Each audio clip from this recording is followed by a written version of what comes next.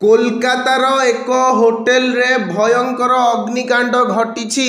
एथिरे 14 जनकर मृत्यु होईछि। मंगलवार विलंबित राति रे कोलकातार 12 बजार अंचलर माछुआफाल मंडी निकट रे थिबा ऋतुराज होटेल रे अग्निकांड घटी। अग्निकांड परे अग्निशम बाहिनी गाड़ी घटनास्थल रे पहुंची नियाकु नियंत्रण करा जायथिला। कोलकाता पुलिस कमिशनर मनोज कुमार वर्मा अग्निकांड घटना रे प्रतिक्रिया देइछंती। कोलकाता पुलिस कमिशनर मनोज कुमार वर्मा अग्निकांड घटना विषय रे कहिछंती मंगलवार राति रे अग्निकांड घटिथिला।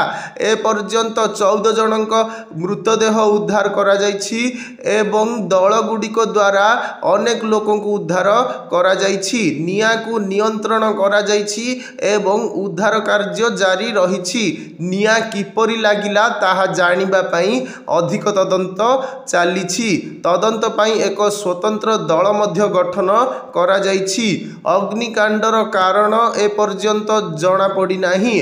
कोलकाता होटेल रे निया एते भयंकर थिला जे लोक माने जीवन बंचाइबा पई कोठारू डेई पड़िथिले। तथापि एही समय मध्य रे अग्निशम बाहिनी दल मध्य एक गुरुत्वपूर्ण भूमिका ग्रहण करथिले। से घटनास्थल रे पहुंची अनेक लोकन को बंचाइले।